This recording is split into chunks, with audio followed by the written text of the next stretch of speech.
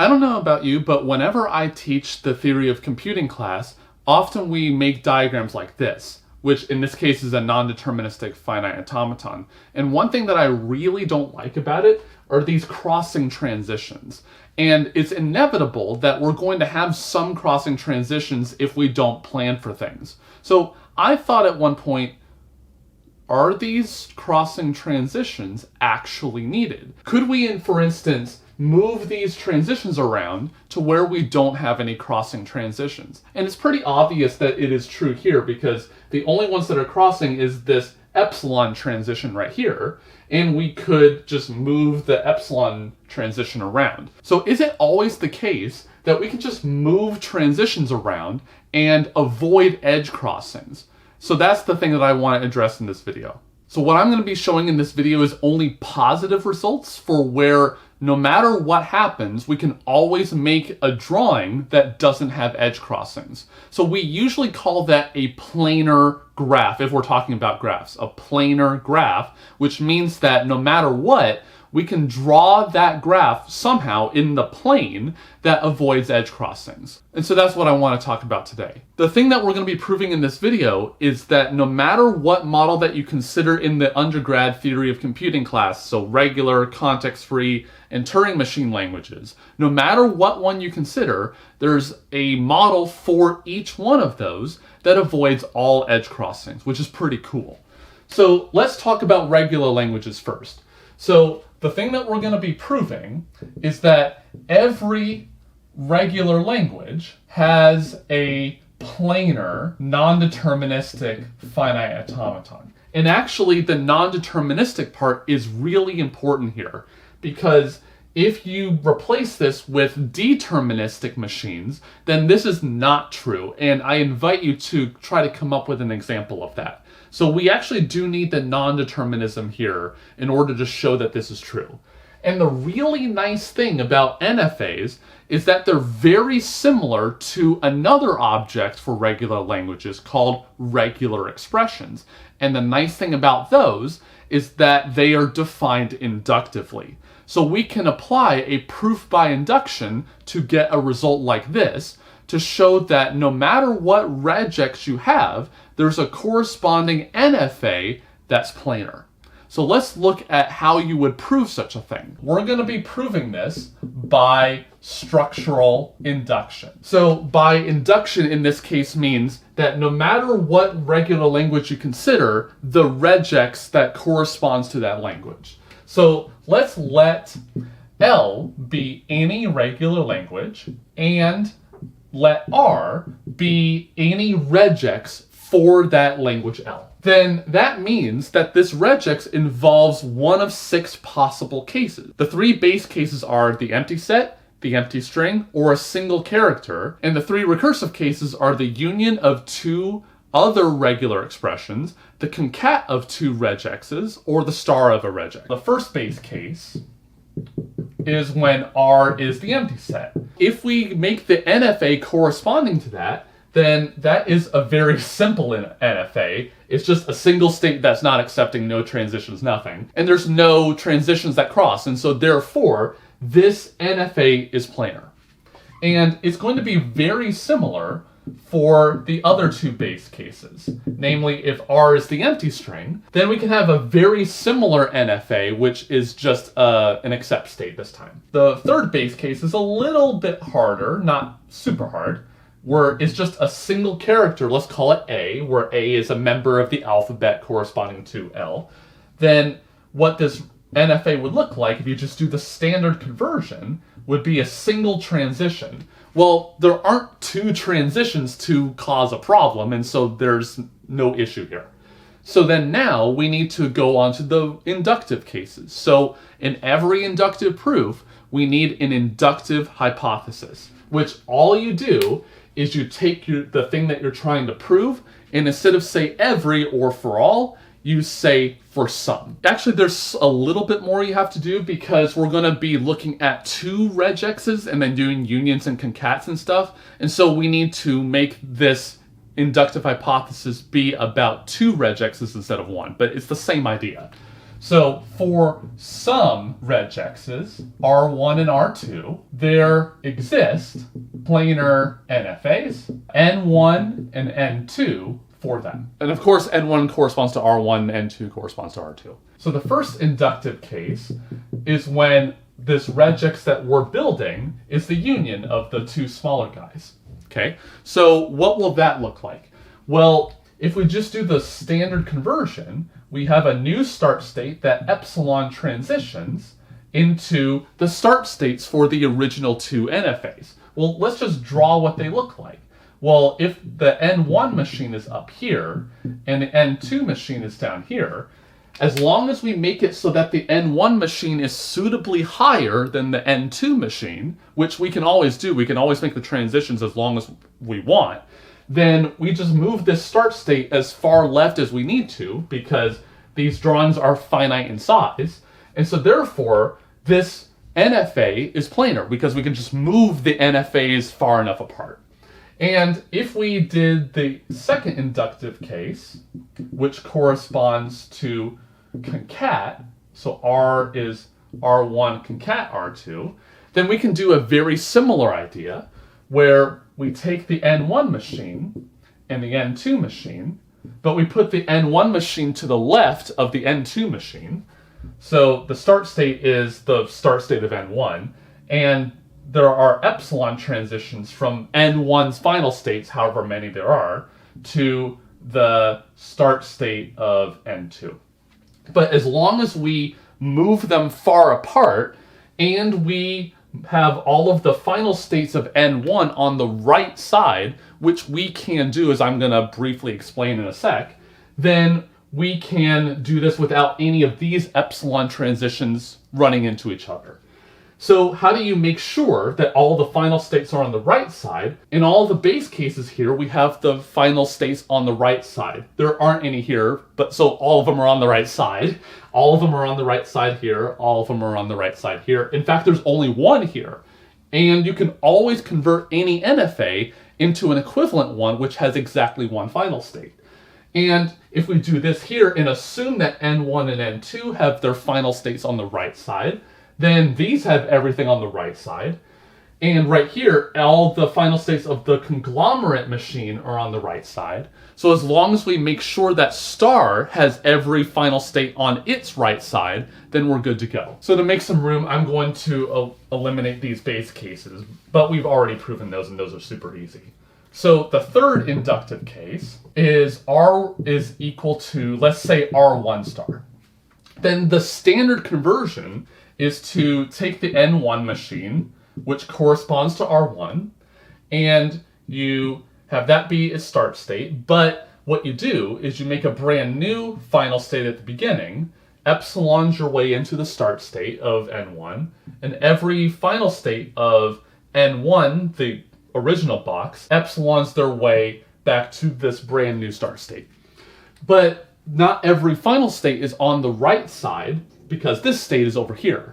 So the way to fix that is to have this state be not final, but to make a brand new final state over here that has an epsilon transition here, and from these guys, and also make them not final. So no matter what, because this is a non-deterministic machine, no matter whether you're here or one of these guys, there's always a choice to go over to this final state. And so it doesn't change the language of the machine. And all of its final states are on the right side.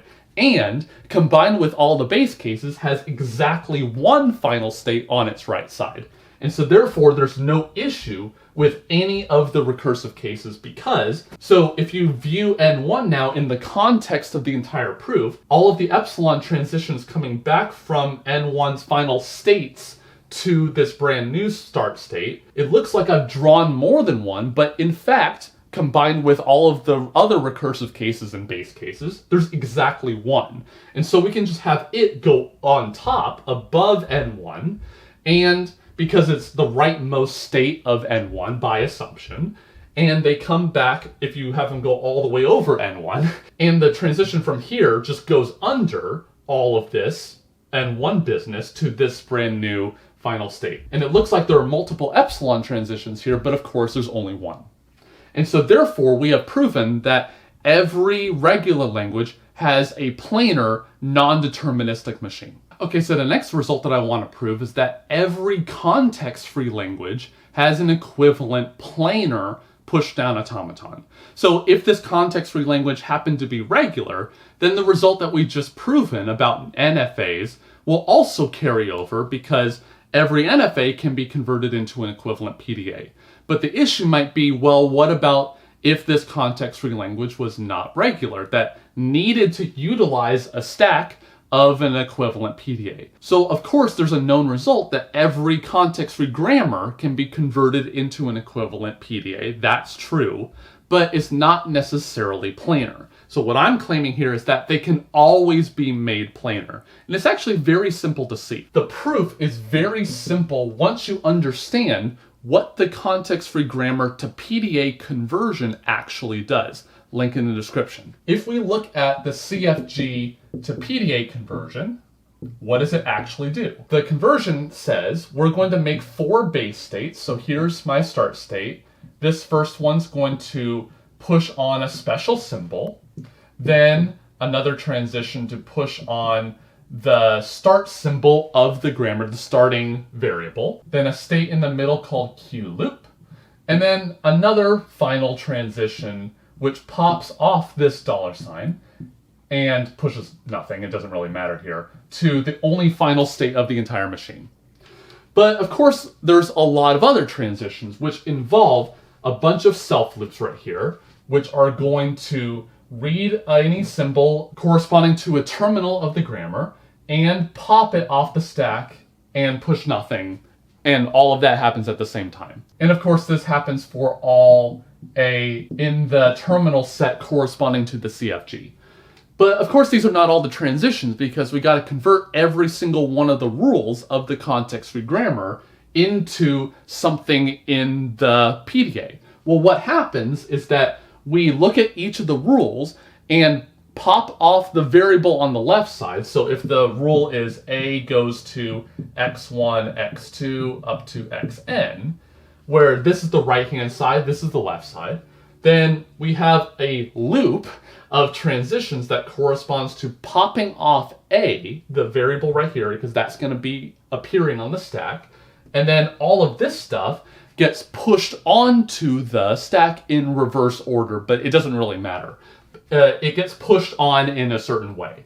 But the point is that when you do this conversion, it's going to look like this, a bunch of transitions that go out and come back. But if you think about it, we have a finite number of rules, and so what we can do is just make these loops that go out very, very thin and just have only one of them for each one of the rules. And there's only finitely many, so we can just make them as pinched tight, I guess, as possible. And so therefore, they don't interfere with each other. And those are all the transitions in the PDA. And since there's no edge crossings, this PDA is actually planar. That's pretty cool. Okay, the final result that I want to show you today is that no matter what Turing machine that you have, it can always be converted into an equivalent Turing machine that is planar. So the difference here compared to the other two results was that those two needed the non-determinism in order for them to work. Whereas this one is deterministic Turing machines all throughout. And of course, a non-deterministic Turing machine can be made planar too. But I'm claiming that this is true for a deterministic machine. And for some reason, I can't find this anywhere on the internet. The only reference that I have is a Stack Exchange question that I asked because after I observed this, there's actually something kind of interesting here. So I might as well make a whole video about this. Why is this true? So what we need to do, or a recipe that we can do, is that if we have any two edge crossings in a Turing machine, we can convert it into an equivalent Turing machine that doesn't have any edge crossings. And the idea is that for every pair of edge crossings, we're going to add a state at the crossing, and actually other states too, and that will eliminate the edge crossing. And since there's only a finite number of edge crossings, therefore we can just repeatedly do this over and over until we have exhausted all the edge crossings, and then we're good to go. So let's look at any pair of possible edge crossings. So there's one transition, and it doesn't matter whether they go to the right or to the left, but they cross. Okay, so we got something like this, and let's say that the going right transition here is going to look like read an A, change it to a B, and move in some direction D. I don't know whether that's left or right, it doesn't matter. And this other one, let's call it read a C, change it to a D, and move in direction E. So these transitions can be exactly the same, they can be totally different, I have no idea. But what we're going to do is change the Turing machine a little bit so that we can make this crossing not appear here. So how do we actually fix this? So I'm going to redraw this picture over here. So here are our 4 states.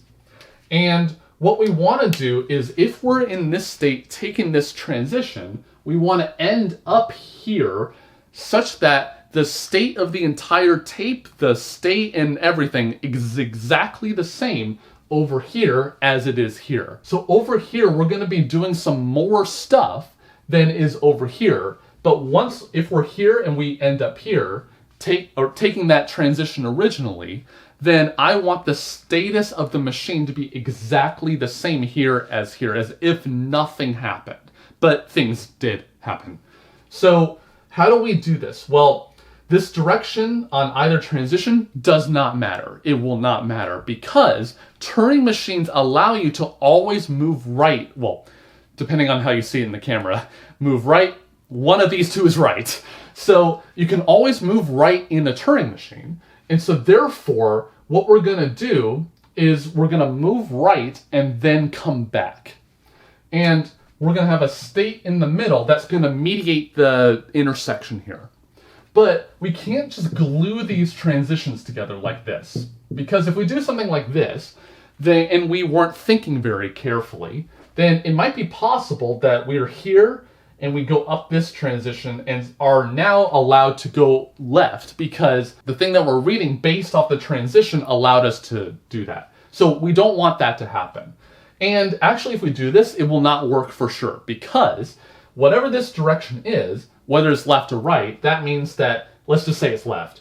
Then over here, we ended up moving left. Well, here, if we're here and we end up over here, that means we took 2 transitions, which means either we took 2 lefts, 2 rights, or a left and a right, or right left. And in all of those cases, that is not equivalent to a single left or a single right. So no matter what, we need to have an odd number of transitions if we're going up this way or this way. So how are we going to fix that? It's going to be putting another state in the middle of the beginning transition here. We're going to put a state in the middle of these 2 original transitions. And so we're currently at an odd number, but of course it matters what we actually put on the transition. Here's how we're going to fix this. Right here, we're supposed to read an A and change it to a B and of course move that direction D. Well then, that means once we get to here, we need to have changed that cell, whatever it is, to a B and then moved whichever direction it is. So whatever happens up here, we need to change whatever cell that we're looking at to a B, no matter what. So we got to change that thing to a B and then move in that corresponding direction D. And similarly, we got to change the cell contents to a lowercase d and move in direction capital E. So whatever happens, we change it to lowercase d, move in direction E. The problem is when we get to this state, then we could be looking at anything. And so if we're not careful, we could go the wrong way. So the key is that we introduce 2 new tape symbols, one corresponding to this way, one corresponding to that way. And so what I'm going to call them is a $sign for going this way and the euro for going the up and left direction. What we're going to do up here is that we're supposed to, in this state, be reading an A and originally changing it to a B. So instead now, I'm going to read an A and change it to a $sign and always move right. Because we're always allowed to move right, we not always can move left, so we always move right. So over here, correspondingly, I'm going to change this cell C into the euro, and a move in the right direction. So think about the tape for a second. In either one of these, we're reading an A or a C, and then we're changing that cell into a $ or a euro, and then we're moving right. So we move right, and then we want to move left. So if we move left, now, whatever that cell is, it must be a $ or a euro. And since we said, okay, that's a $ or a euro, there's no way to go the wrong direction because this one marked it with a $, this one marked with a euro. So what do we put on these transitions right here? Well, we could be reading anything once we move right one cell, because there could, in principle, be anything there. Whatever X content we see there, whether it's an original tape symbol or whatever, we will always move left and not change it. So we add a transition, whatever we see, you go left for all X in the tape alphabet. And similarly over here too. So this one's also an X move left for every tape symbol X. So how do we deal with these transitions in terms of what they read? It's whatever we wrote there originally. So this one was a $, so this one will be $ to keep it going the same direction. And of course this one will be euro. And we have eliminated that edge crossing, and since there are only a finite number of edge crossings, therefore, no matter what Turing machine you got, you can always make it planar. Isn't that pretty cool? And you can analyze this a little bit to see that the number of times you do this is actually not that bad. And it comes from intuitive experience if you've dealt with Turing machines a lot. Turing machines generally are not very complicated in terms of edge crossings. They're generally keep moving left and then move right, then move left. It's just a straight line of transitions. And it's not like states are going to be interconnected very much. And so this kind of confirms that is true, but it's very nice to be able to prove this as well. Hopefully that was interesting. Please like and subscribe to the channel. It really helps us out. Leave a comment if you thought this was interesting. And as always, I'll see you next time.